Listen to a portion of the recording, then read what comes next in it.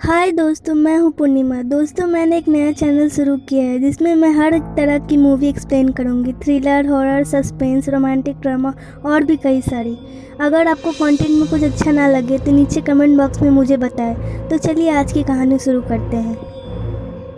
The rest का IMDb rating 5.8 है। Movie की शुरुआत 1985 में होती है, जहां मेगन नाम की लड़की गैम्बल फैमिली में आती है उनके बच्चों को संभालने। मेगन को घर के बेसमेंट में अजीब सी आवाज़ आती है। वो वहां डेमन को देखती है जो गैम्बल फैमिली के बच्ची को खा रही होती है। सीढ़ी से ऊपर जाते ही उसे मिस्टर गैम्बल दिखते हैं, पर वो दरवाजे को बंद कर देते हैं और मेगन को भी डेमन खा जाती है। दरवाजे के बाहर हम अजीब तरह का सिंबल देख पाते हैं और कहानी अब प्रेजेंट डे में शिफ्ट होती है। हमें बेन को दिखाया जाता है जो अपने पापा लियाम के साथ रहने आया था।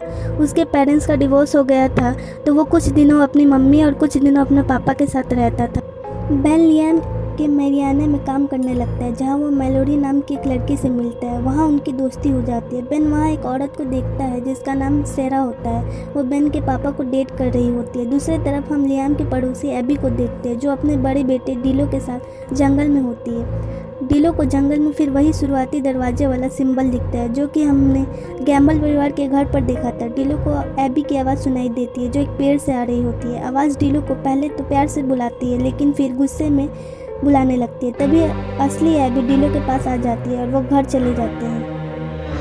पेड़ के अंदर हम एक डेमन का हाथ भी देखते हैं जो कि शायद वही डेमन का था, लेकिन एबी और डिलो के जाने के बाद वो पेड़ जैसे गायब सा हो जाता है। वैसे एबी अपने परिवार टाई और छोटे बेटे सैम के पास आती है और हम देखते हैं कि एबी की गाड़ी में हिरन का मरा हुआ शरीर होता है। असल में एबी की गाड़ी रास्ते पे हिरन से टकरा गई थी। क्योंकि यह एक अच्छा खाना होता है, एबी उसको अपने घर ले आती है और पकाने के लिए उसको रख देती है। एबी जब हिरन को काट रही होती है, हिरन के बॉडी पार्ट निकल कर गिरने लगते हैं, ऐसे जैसे वो सड़े हुए हैं। रात को जब सब सो रहे होते हैं, हम उसी डेमन को बाहर निकलते देखते हैं। बेन को घर के छत से कुछ आवाज़ें आती हैं और वो बाहर जाके देखता है। उसे एबी के घर पर एक गड्ढा दिखता है जहाँ एक जानवर था और यहाँ एक बेन के पीछे उस डेमन को भी देख पाते हैं। लेकिन तभी टाई घर की लाइट ऑन कर देता है और डेमन अब तक गायब हो चुका था। अगले दिन एबी को भी घर में वही गड्ढा दिखता है जो पिछले रात बेन ने देखा था, और उस जगह जो पौधे ग्रो हो रहे थे वो मर जाते हैं।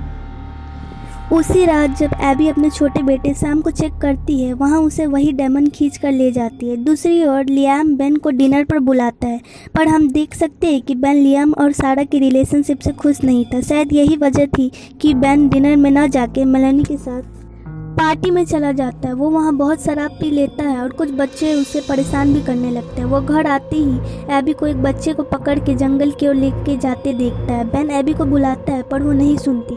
तभी वहाँ लियाम आ जाता है जो बेन को खोज रहा होता है। बेन फिर लियाम से झगड़ने लगता है और सारा को भी बुरा भला बोल देता है, जो सारा सुन लेती है। अगले दिन बेन और डिलो मरीना पर बैठे होते हैं, जहाँ वो डिलो को बोलता है कि अगर उसे घर में कुछ अजीब लगे तो वो उसे ज़रूर बताए। मरीना पे काम करने के बाद बेन सारा से एक राइड भी मांगता है क्योंकि लियाम ऑफिस में काम कर रहा होता है। रास्ते पर बेन और सारा की बातचीत होती है, जहां बेन सारा को एक सेकंड चांस देने के लिए मान जाता है।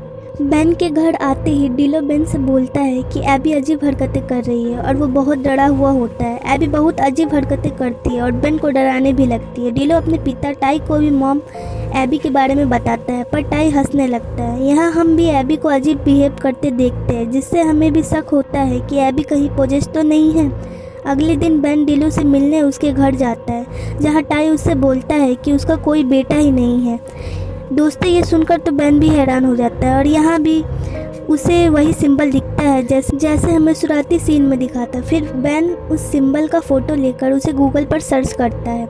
वहाँ उसे पता चलता है कि ये एक विच से रिलेटेड है। ये विच लोगों को अपने वश में करके उसे बच्चों को ले जाती है। बेन अब टाई और एबी पर नज़र रखने लगता है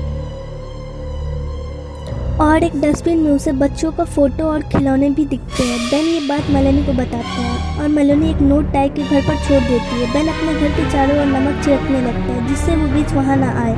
दूसरी तरफ एबी टाई के कान में कुछ बोलती है जिससे उसके कान से खून आने लगता है। अब हम एबी का भयानक रूप देखते हैं जिसका शरीर अब सड़ने लगा था। उसी रात जब मेलानी अपने ऑफिस से निकल रही होती है, हम विच को देखते हैं जो मेलानी के फैमिली का फ़ोटो ले जा रही होती है। अगले दिन बेन को टाई के घर में एक साइन मिलता है जहाँ कई फ़ोटो भी होती है। एक फ़ोटो में टाई के परिवार का फ़ोटो मिलता है जहाँ टाई का फ़ोटो स्क्रैच था दूसरी फोटो में मेलोनी और उसकी छोटी बहन लिली को देखते हैं, जिसमें मेलोनी का चेहरा स्क्रैच था। बेन सोचता है अब वो विच लिली को पकड़ेगी।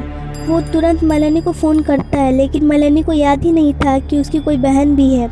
बेन लिली को ढूंढने निकल जाता है, जहाँ उसकी फ़ाइट एक लड़के से हो जाती है, लेकिन बेन को एबी और लिली फॉरेस्ट में जाते दिखते हैं, जहाँ वो उनके पीछे भागता है। फिर वो पेड़ के पास पहुँचता है, जहाँ वो विच लिली को लेकर जा रही होती है और बेन लिली को बचाने की कोशिश करता है, लेकिन वो गिरकर अपना सर एक पत्थर से टकरा लेता है, जिससे वो बेहोश हो जाता है। वो विच बच्चों को ले जाके उन्हें खाती है और ढकार भी नहीं लेती। ऐसा भी उसने टाई और उसके बच्चों के साथ किया था। वो लोगों का याददाश्त भी मिटा देती है, जिससे उन्हें अपने बच्चों का याद नहीं रहता है। बेन के घर पुलिस आता है उसे वार्न करने, उसके हरकतों की वजह से। लड़कों से लड़ना, मरीना से गायब रहना, घर से गायब रहना, टाई के घर पर बिना पूछे झांकना, इत्यादि इत्यादि, पर पुलिस उसे वार्न करके चली जाती है। सारा जब किचन में होती है, बेन देखता है पौधे फिर मुरझा रहे हैं, जिससे वो समझ जाता है कि विच अब सारा में चली जा चुकी है। वो उस पर चाकू से हमला करता है, इसके पहले कि सारा उस पर अटैक करे। लियाम बेन को सारा को मारते देख लेता है और वो पुलिस को कॉल कर देता है। पुलिस जब बेन को ले जाने वाला होता है, सारा पुलिस मैन के कानों में कुछ बोलती है, जिससे उसके कानों से खून निकलने लगता है।